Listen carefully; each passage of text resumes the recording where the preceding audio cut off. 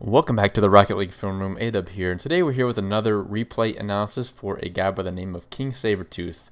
He is a Challenger 3 player looking for tips and advice to improve his overall gameplay. So again, my normal process is I go through your replay the first time just to get a sense of your mechanical and positional abilities, and then I take notes on your different plays throughout the game, and then the last time I go over and commentate. So let's go ahead and get started.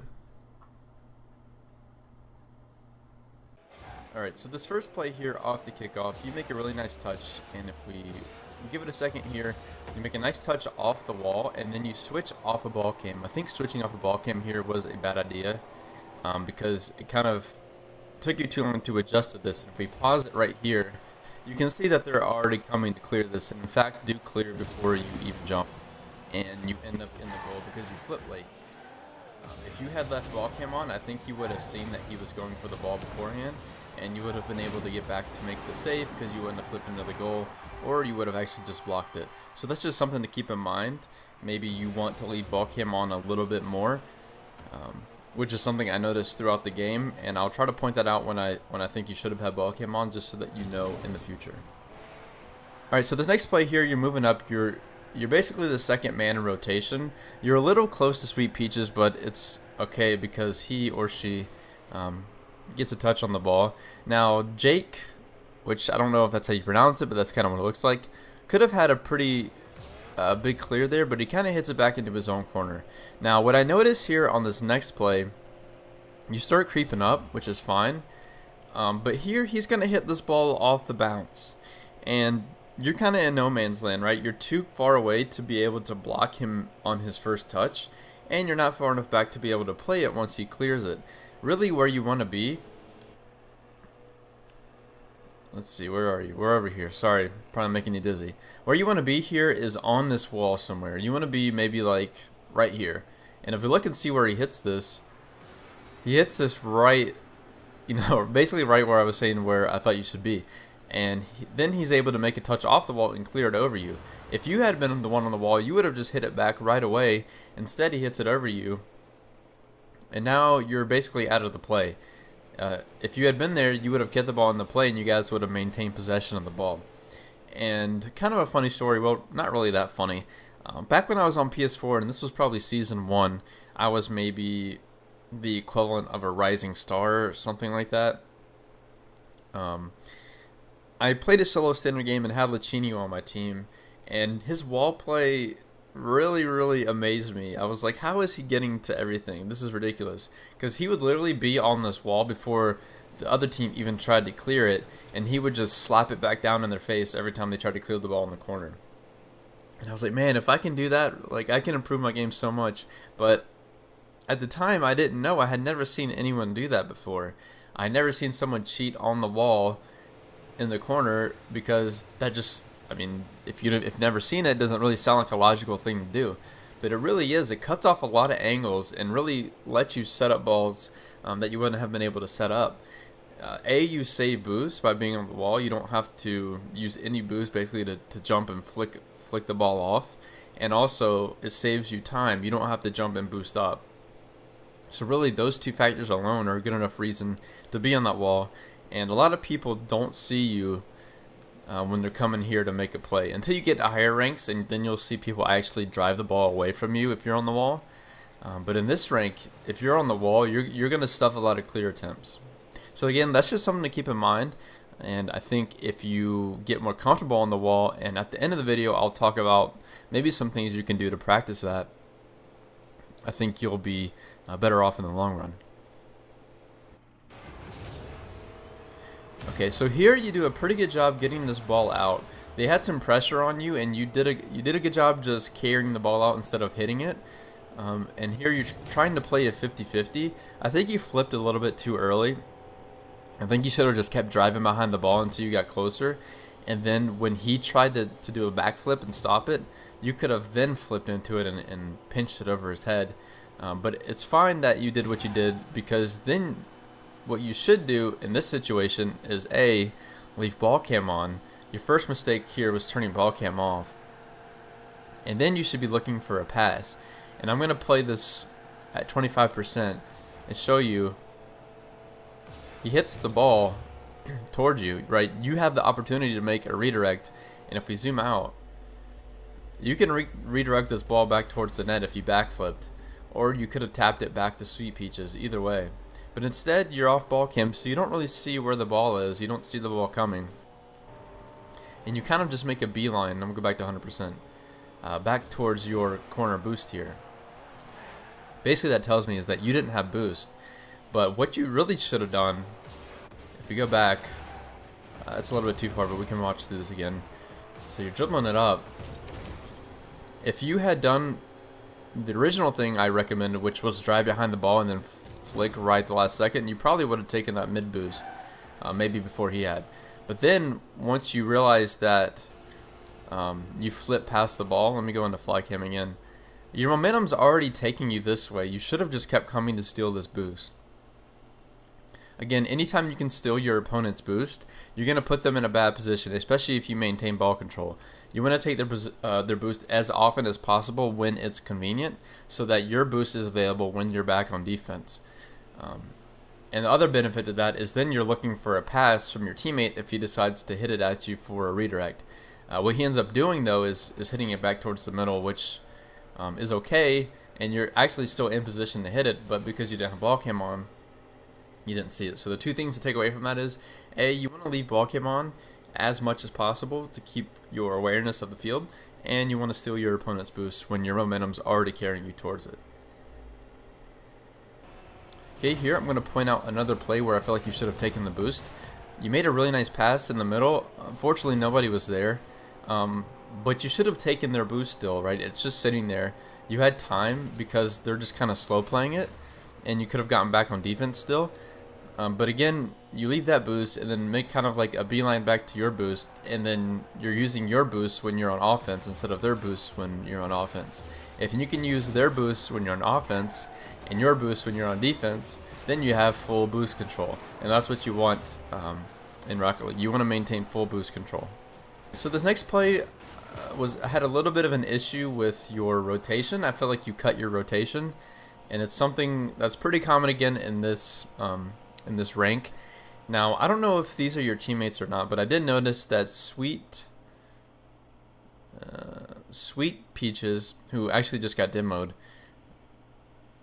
was a little bit more of a defensive player, and it seems like maybe he was playing back so you could play up more. If that's the case, maybe that's your strategy.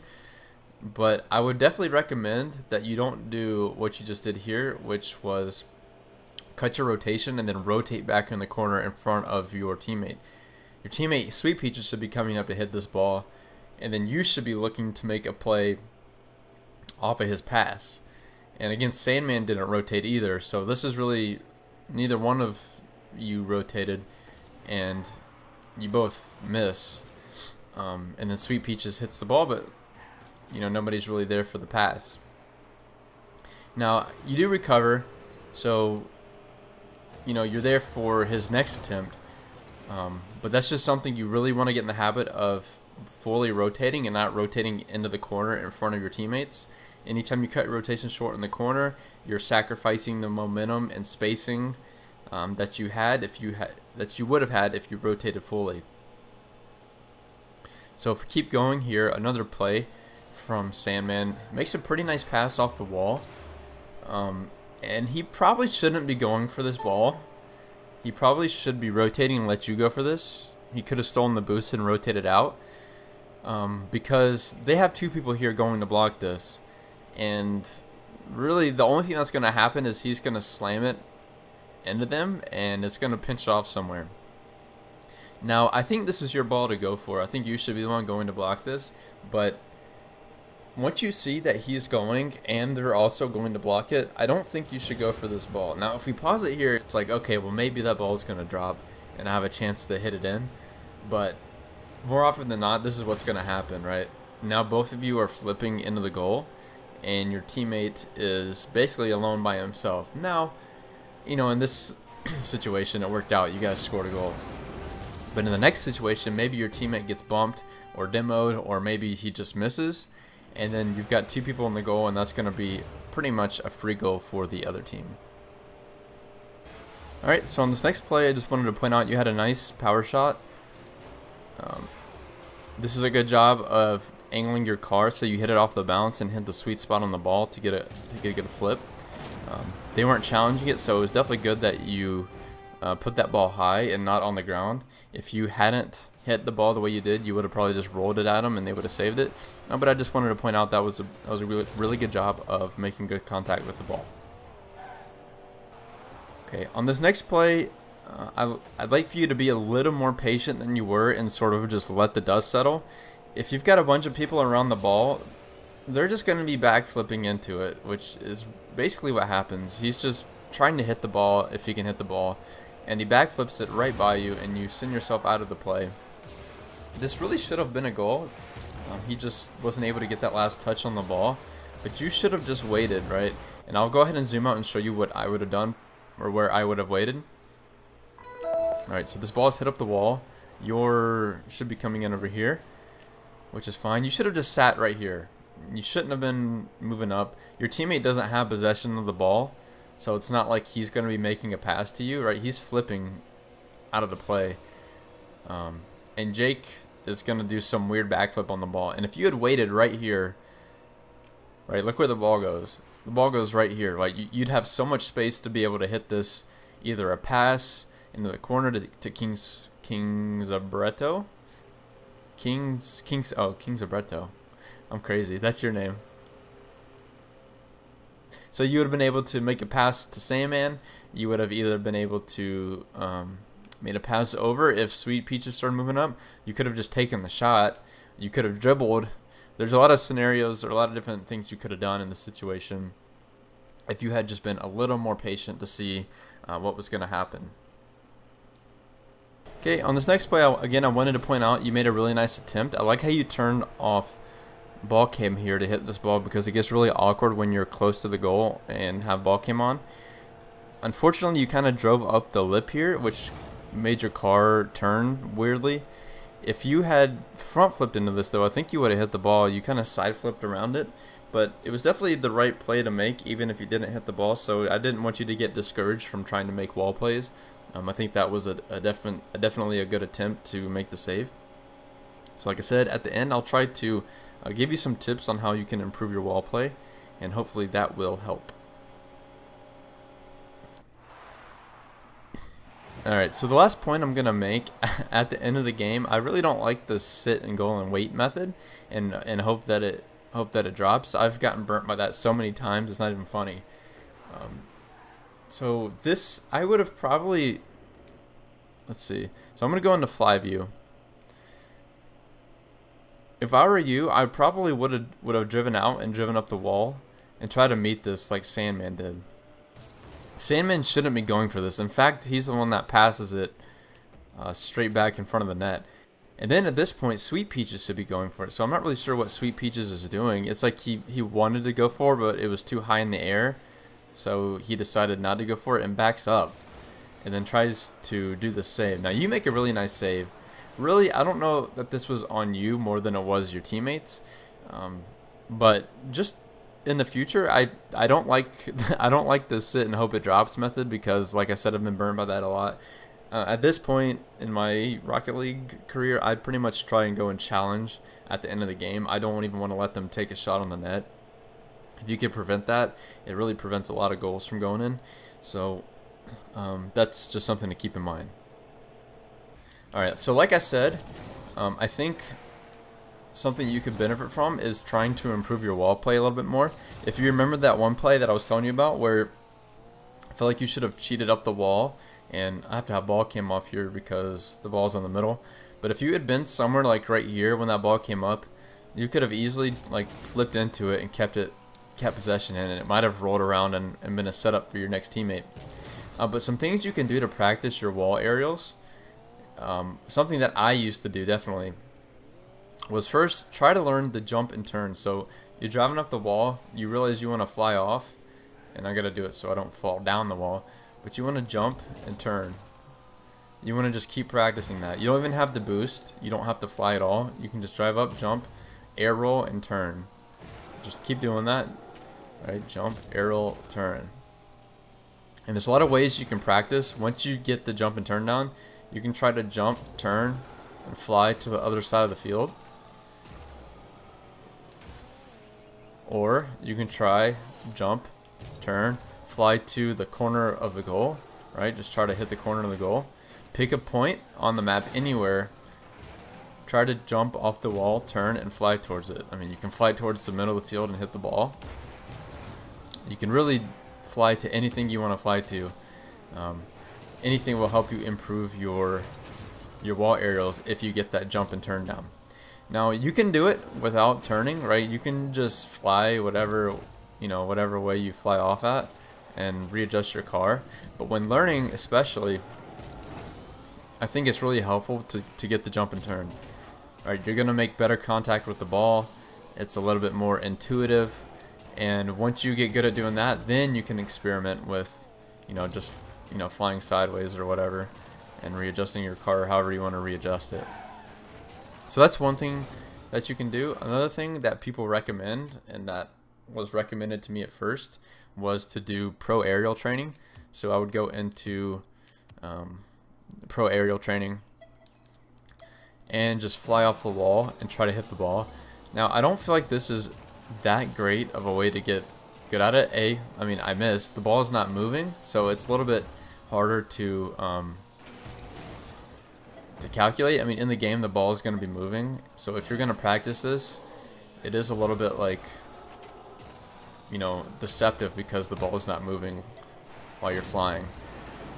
So again, that's just something to remember if you're going to be practicing your wall aerials, that a lot of times you aren't going to fly to as far as the ball is sometimes. Like that one is a good one to practice because it's pretty close to the goal. But a lot of the ones that are in the middle of the field, right, you're not really ever going to fly and then fly over here to try and meet a ball. It just doesn't make sense. You lose a lot of boost and you're not going to beat anyone on the ball. But anyways, hopefully those tips will help you to improve your wall game, and maybe you'll be a little bit more confident on the wall and be able to predict and make those predictions that I was talking about when you're in the corner. The other thing I would recommend is that you work on your ball cam decisions. I would try to leave it on a little bit more. Like, switching off ball cam is really good. It's really helpful when you're dribbling. It's really helpful when you're trying to get accurate hits on the ball and when you're trying to line up to grab boost. But you just want to do it for a split second, right? You don't want to just, make a play, turn off ball cam, and then rotate all the way back without having ball cam on.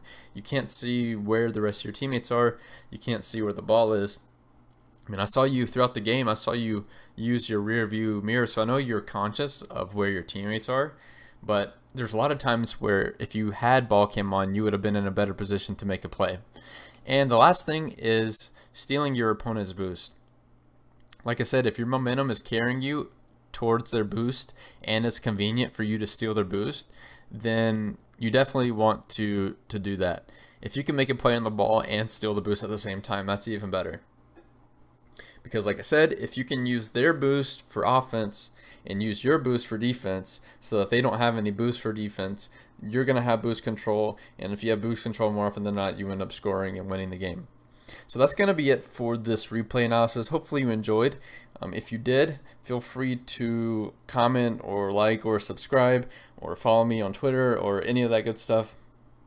And recommend any other people that want videos or replays analysis done to contact me, and I'll be happy to do so. If you want more done in the future, don't hesitate to send me some. I'll be glad to do them. So anyways, thank you for watching, and I'll see you guys in the next one.